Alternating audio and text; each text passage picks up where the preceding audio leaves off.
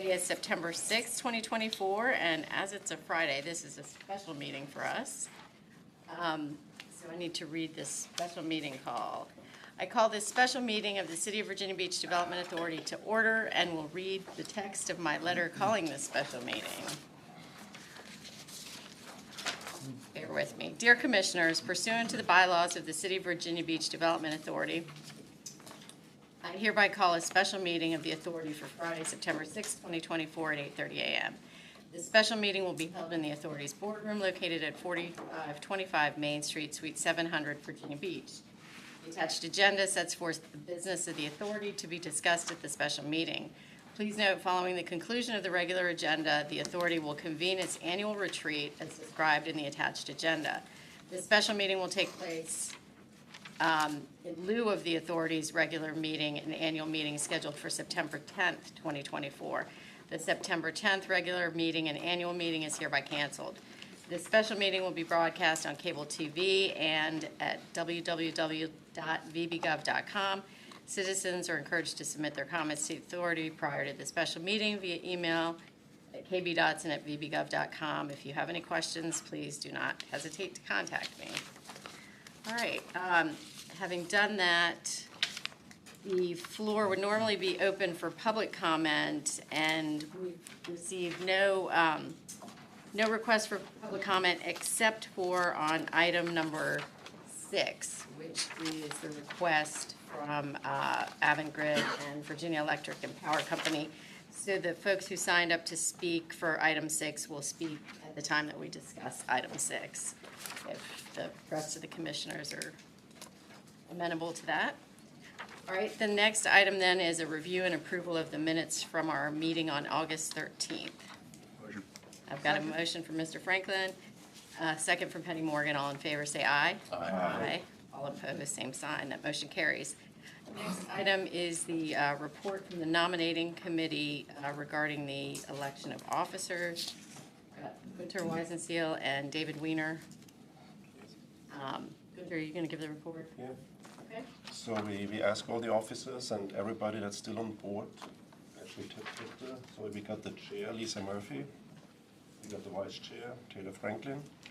Treasurer, William Brunke. Secretary, myself, Gunter Weisenseal.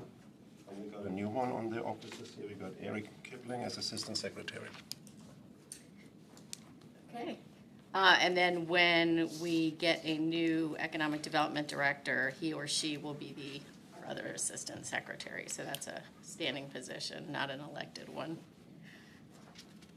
Having heard the report of the nominating committee, the chair will entertain a motion. Got a motion from Mr. Parker and a second from Mr. Standing. All in favor say aye. Aye. All opposed, same sign. Great, that motion carries. Next, we'll have a review of our financial statements. Howie? All right.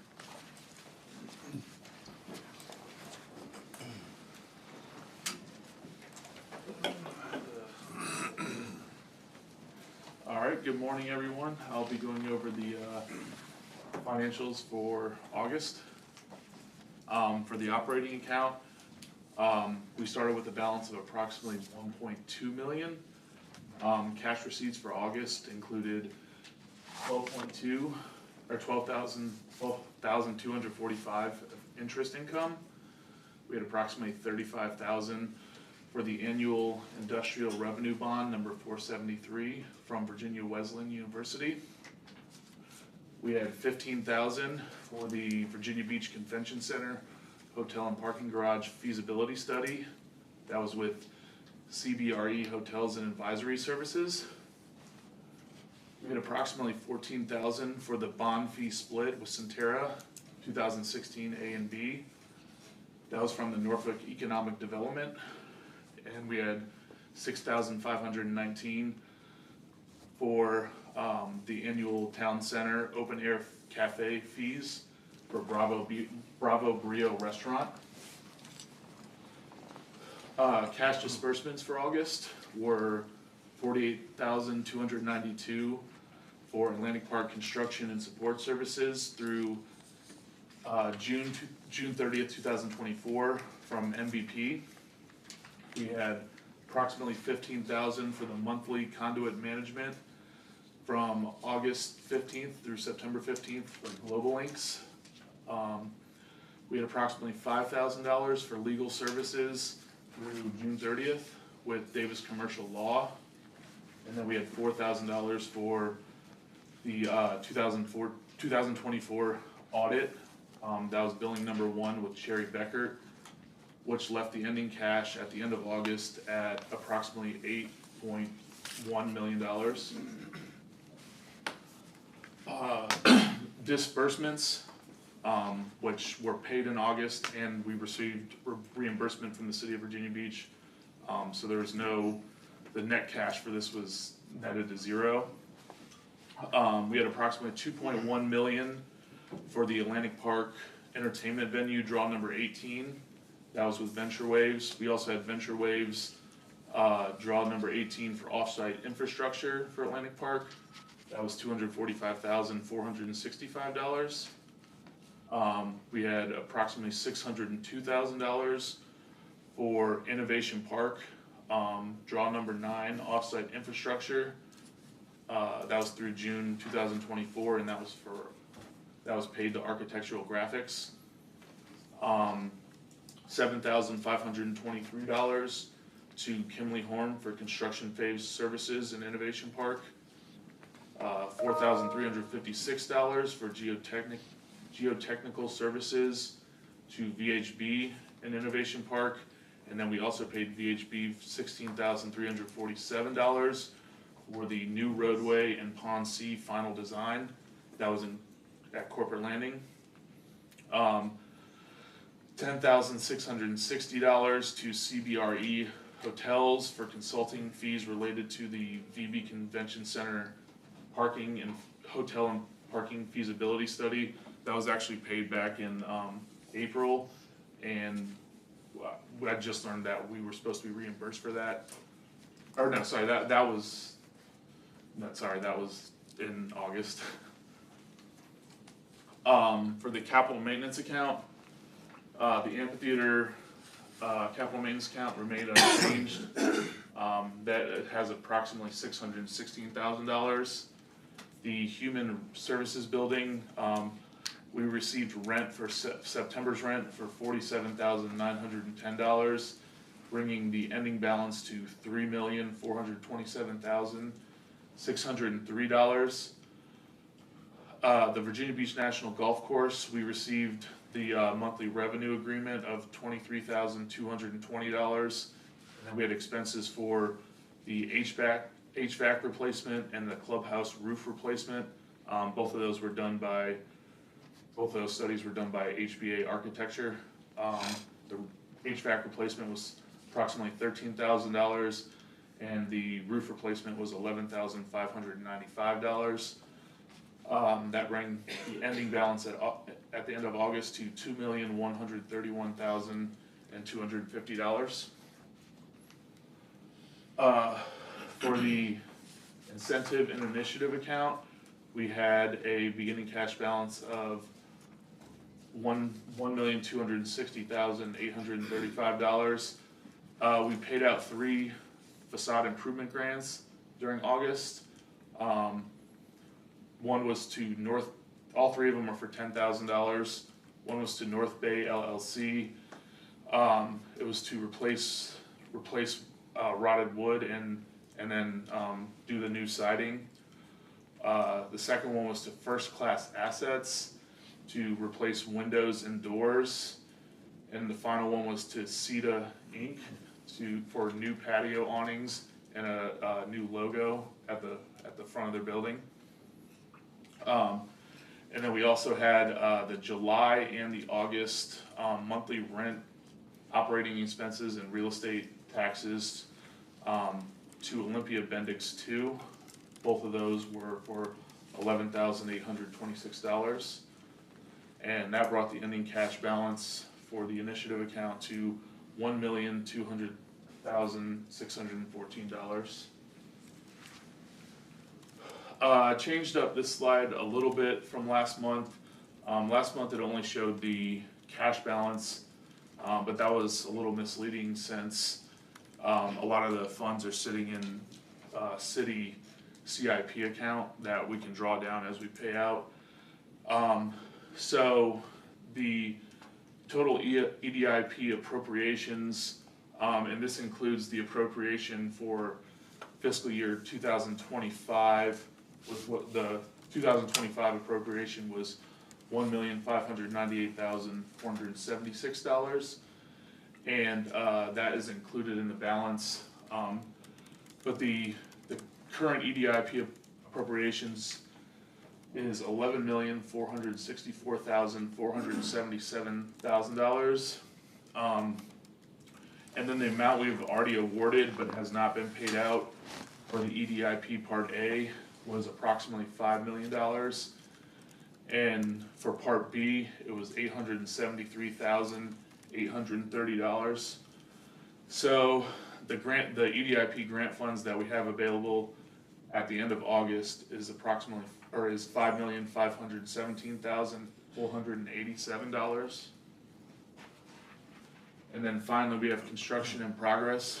That we made the one payment for the Atlantic Park Entertainment Venue in August of approximately $2 million, bringing the ending construction in progress balance to $27,186,860. And then we have the parking construction in progress, which is $34,300,847. Any questions? Any questions for Howie? Thank you. Thank you so much. You're welcome. Appreciate that. Next item on the agenda is a request for approval of a resolution authorizing the renewable outdoor cafe license. Good morning, everyone. Morning. Good morning, Councilman Bellucci, Madam Chair. My name is Roosevelt Granberry, and I'm the Town Center Planning Evaluation Coordinator. And I'm here to present a request for approval of the Open Door Cafe for Katina Laredo. These are the disclosures. About the company, it's a high-end Mexican restaurant with locations with around 17 states in the U.S. The site location is on the second story of Block 9, 4505 Commerce Street. Here's an illustration on the left of their outdoor cafe. It's VBD access, approximately 13,380 square feet. It always has an existing cafe agreement already in place. It's governed by the Town Center cafe regulations, which governs the body for any outdoor cafes within the Town Center. The approximate space is about 428 square feet with about 16 seats. The open air cafe history is there's an agreement that was in place September 30th of 2019 for that approximately 428 square feet. They have a First Amendment which will extend this current agreement out to September 30th of 2029. And then there's an annual use fee is paid to the Town Center SSD, and that's on July 1st of each year. The recommendation here is to approve the resolution renewing the open air cafe agreement for an additional 5 years with terms of $7.12 per square foot use fee payable annually with a 3% annual escalation. Any questions? Questions? All right. I'm going to abstain from the vote on this one because I've done work for Mr. Patel for another business previously, so just in the interest of disclosure. But I am not working on this project. Any questions? I will entertain a motion. Got a motion and a second. All in favor say aye. Aye. All opposed, same sign. And again, I'll be abstaining from the vote. Motion carries.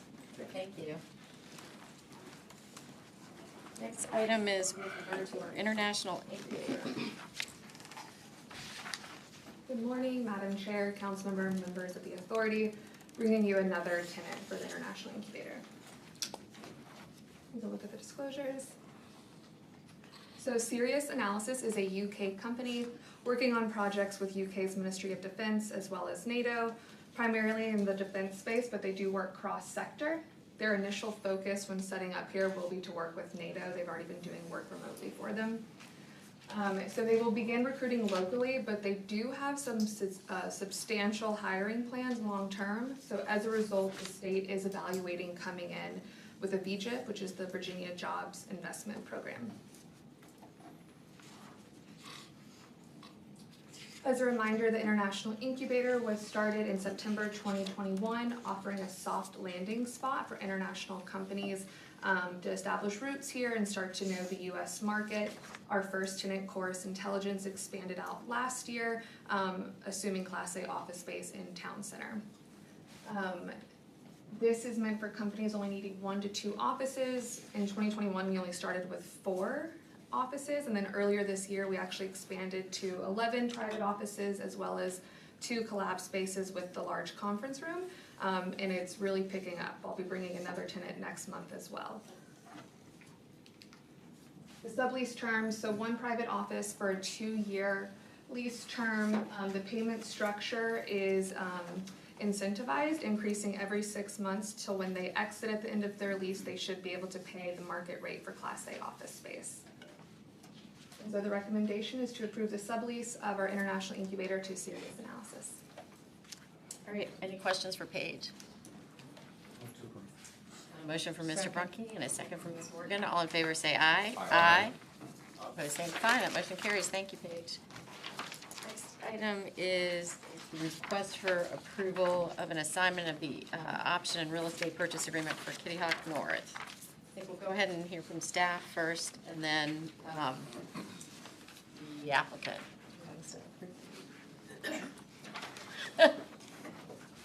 As I look at Alex. Yeah, there. So, Madam Chair, this involves 30 acres of property at Corporate Landing that the authority agreed to enter into an option agreement with Avangrid back in 2020. I have the thing, sorry. Here are the disclosures.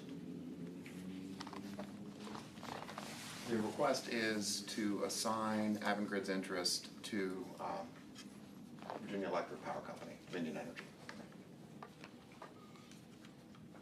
See where the property is. This is off General Booth.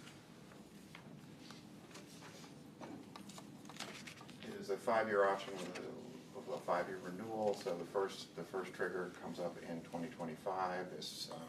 They're on track to qualify for the second 5 years. They have asked for no changes to the terms of the agreement whatsoever, just simply because Dominion has, or is in the process of assuming a large portion of Avangrid's assets. This is just one of them, but because Dominion is not an affiliate, formal action by this body is required.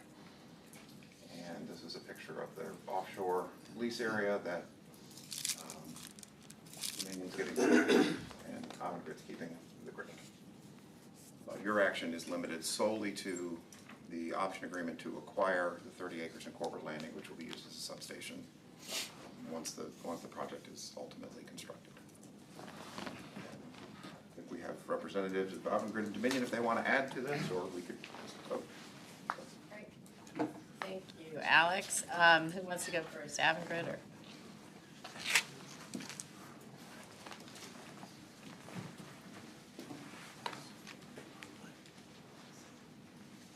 So good morning, thank you, Alex. Councilman Berlucci, Deputy City Manager Jared, and Madam Chair and members of the authority. For the record, my name's Steve Romine with the law firm of Williams Mullen. I represent Avangrid and their affiliate Kitty Hawk North LLC. As you've been briefed, Kitty Hawk Wind entered into an option agreement with the authority to purchase up to 30 acres in Corporate Landing dated February 7, 2020, and subsequently transferred that interest to Kitty Hawk North July 11th of this year. An agreement was entered into between Kitty Hawk North and VEPCO, publicly announced on July 8th of this year, that contemplates the transfer of the Kitty Hawk North lease, which is the blue area on your map, as well as related project assets, including the option agreement with the authority to VEPCO upon a transaction close. The consent of this authority is needed for that transfer to occur. Kitty Hawk North and VEPCO believe that the transfer is in the public interest, and VEPCO is ready, willing, and able to assume all the obligations of the option agreement. Section 24 of the option agreement expressly grants the right to assign and transfer the rights and interest under the agreement. Kitty Hawk North and VEPCO are here today to request the consent of that transfer. As a matter of contract law, presumption of good faith and commercial reasonableness is assumed, and the grant of the consent should be granted barring any exceptional circumstance. In this instance, the assignee, VEPCO, is a highly qualified and experienced utility with the financial and operating capacity to acquire and develop the property for the intended use as defined in section 10.21 of the option agreement. That use is described as a substation for the offshore wind project with accessory uses and structures, including administrative office support services. Simply put, this is a request for your consent to the transfer of a contract right as permitted under the option agreement. I appreciate your time and consideration. We'll stand by for questions. Thank you, Madam Chair. Great, thank you, Steve. I think next we have a speaker from, is it VEPCO or VEPCO. Dominion Energy or? I'll tell you in a minute. Yeah, okay, get a name. Good morning, Madam Chair, Councilman Berlucci, Deputy Manager Jarrett, and members of the Development Authority. My name is Joshua Bennett, and I'm the Vice President of Offshore Wind Operations for Dominion, and the legal entity will be Virginia Electric and Power Company, or VEPCO, which I'll refer to.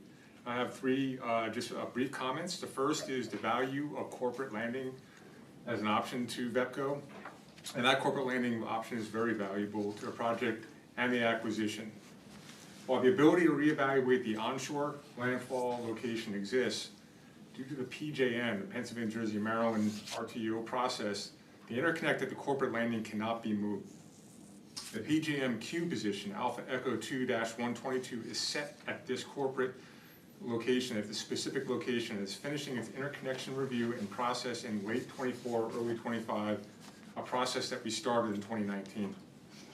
If the substation location was adjusted, VEPCO would have to restart the entire interconnection process and would have significant impacts to the project. To date, roughly $1.5 million has been invested into the engineering and studies for the site, as well as placing a letter of credit for $3.2 million with PJM for the queue position at the corporate landing location. In addition to these considerations, the permitting documents for this project identify corporate landing as the location of the onshore substation. If that site were changed, this would be a significant change in the permitting documents that could delay the issuance of approvals for the project.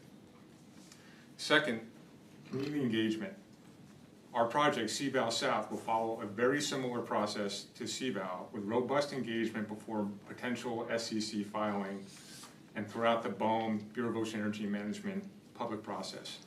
If approved, we would hold multiple pre-construction open houses and support community-specific meetings throughout construction. Ongoing communication efforts through the direct mail, property door hanger notices, digital geo-targeted ads, and local media will occur just like the CVAL. In the short term before closing with Avangrid, we are in the listen mode for the rest of this year and have already reached out to the community in Sandbridge Beach and Corporate Landing to initially connect. Post-closing, we will continue to gather as much public input as possible to inform the plan at the beginning of our design evaluation and engineering. Beyond that, the public engagement schedule will align with a future project schedule to be developed. And last, the construction timeline. The construction timeline is dependent on the closing of this transaction and retaining the real estate attributes included with the sale. VEPCO would also start the state regulatory process and continue the federal permitting process. Due to these timing unknowns, VEPCO is unable to provide a firm construction timeline at this point. A project schedule will be decided in the months and years to come. With that said, we very much look forward to developing and optimizing the corporate landing site for this project upon receiving the required approvals needed. We're aware of the requirement set forth in the option agreement with the need to close on the option prior to 2030 and have the construction started within 2 years of that closing on those goals. On that option. We are not seeking to change those outside dates, and we plan to meet those goals as the current option agreement requires. That's the end of my comments. Any questions? Do you have any questions, Rebecca? If not, I have a question. So you've indicated that the specific location of the option with us, so corporate landing, is set in place as the substation for this project. Is it the substation for the whole offshore wind project that Avangrid has, or are we now essentially splitting it in half, so we're gonna have two substations? Yeah, I'm just representing a substation for the approximately 800 megawatts for the Seabow South of the Hawk North project. Okay, so I guess the rest is for Steve, yeah.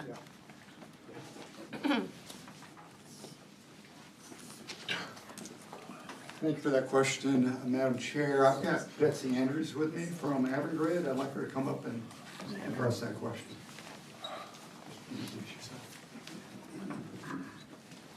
Good morning, thank you for the question. My name is Elizabeth Andrews, I do go by Betsy. I'm the project director for Avangrid's Kitty Hawk projects. I think once this transaction closes, the Kitty Hawk South project, which is the green polygon, we'll be looking at a number of different options for how that project can be brought to fruition, where our cable landfall may be, where we would look to interconnect the project. We do have an opportunity to bring one phase of that project still to corporate landing in agreement with Virginia Electric and Power Company, and an additional phase of that project to an alternative substation location at the ballpark parcel for which we have an option agreement with the City of Virginia Beach. We are looking at a number of different alternatives, including potentially taking a landfall down to North Carolina. We're really looking forward to the opportunity to re-engage with the City of Virginia Beach and with the Virginia Beach Economic and Development Authority once we make it to the end of this transaction with VEPCO. So a number of things are still on the table. We really appreciate BVDA's support and the City of Virginia Beach's support on this. Trying to answer that question ourselves. So there is the potential for you to share the space Yes, there is that potential. with Avangrid, with VEPCO? VEPCO would be the owner of the parcel, but yes, there is that still as a potential. All right, Mr. Brunke? Just to follow up on your line of question, if just the green parcel, I'll call it, ends up not having to use corporate landing as one of its power spots, I don't know the technology, I'm sorry. Just looking at the visual, the green is larger than half the space. Would Dominion require the full 30 acres if only less than half the power were being generated? And then maybe it does, maybe it doesn't, but on your line of question, I'm trying to assess how much space long-term is required if Avangrid goes somewhere else. So only part of that green space could come into corporate landing because of space constraints. We couldn't bring the electricity from that entire area to corporate landing just because it would take more than 30 acres to do that once the blue area had connected. So that's why we have the alternative substation parcel at the ballpark location under a different option agreement. In the substation design, down to the electrical engineering, which is still being finalized, VEPCO's 800 megawatt phase coming into that substation parcel would take more than half of the 30 acres just because of the way things, the building, the building will how much space that will take up in the 30 acre parcel. So it's not sort of like just that you could divide it by 50% and say that's that's the footprint required by each project. That electrical design and the substation sort of architecture is still being finalized just because of the sort of stage of project development. So I don't think that's an easy question to answer at the moment, to say it's 17 acres, it's 24 acres that's required to interconnect VEPCO's Valley South project. I don't know, GT, if you want to. Yeah, I'll just, thank you, Betsy. Thanks, I agree with what Betsy just said. At this point, we would expect to have the full acreage on being able, at this point in engineering, not to be able to determine whether it's 27 or 30 or 28 or 24. And I guess, actually, I have one follow-up question to Bill's question then. So this, our option, the land at Corporate Landing has been approved and is in the pipeline. Is the city option also approved as a specific location? It is, yes, it is. Thank you. Any other questions for anyone or for Alex? All right, I will entertain a motion on the request to approve the assignment of our option agreement from Kitty Hawk North to Virginia Electric and Power Company. So moved. Got a motion from Mr. Keplinger? Second from Mr. Weisenseal. All in favor, say aye. Aye. All opposed, same sign. That motion carries. Thank you all. Appreciate you coming this morning.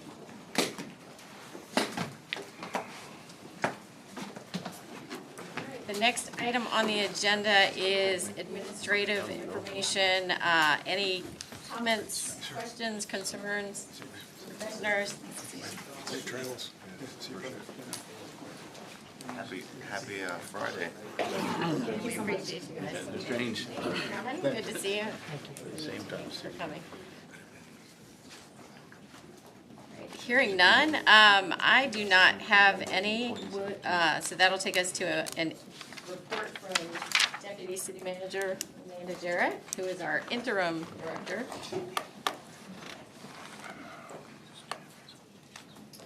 Good morning, Vice Mayor Wilson, Councilmember Berlucci, Madam Chair, and members of VBDA.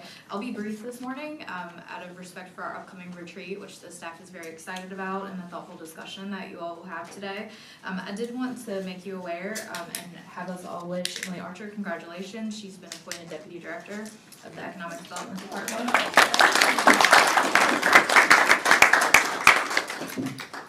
And then also I would like to update you, and we will discuss the EDIP program a bit later in your retreat, just to remind you of that program and what it entails. But City Council was briefed on the recommendations that BPA submitted to them on September 3rd, and it is scheduled to be acted on at their September 17th meeting. So we will have further discussion about that item later on in the agenda, and I look forward to answering any questions. Thank you. Thank you. Appreciate that. Madam Chair, let's add one thing, one that certain people forgot to put on the agenda. We are bringing to council a ordinance to increase the booting fee in the garages and to allow the writing of tickets in the garages. This is in part for the Atlantic Park project. Currently, the booting fee is set by statute unless council sets a higher one. We put it at $25. It evidently costs us $75 to boot somebody, so we're losing $50 a shot. So they're going to increase that to $75 and then begin writing tickets for cars who stay over the allotted time. You don't need to take any action. It's just something that's will be coming to council for their consideration. So Related one to this. additional item related to this is that after discussions with our partners with Atlantic Park, we have decided to move towards gateless technology in our parking garages, especially that one. So with the volume of cars that will be entering into that facility for a variety of interests, but mainly in attending entertainment, we need to ensure that the cars can move swiftly into and out of the garage. So we are moving to the implementation of gateless technology. If we had to wait for the gate to open every time you had cars entering, the queuing would be disruptive to the surrounding neighborhood and inconvenient to our guests that are attending those events. And so we will be implementing gateless technology at those garages, which is why it is even more critical that we change our authority and the fees for ticketing in case individuals chose not to pay. But gateless technology is used in major metros across the country and will add to ease and convenience of our guests that are coming to visit Virginia Beach and that facility specifically. So, are there any questions on that?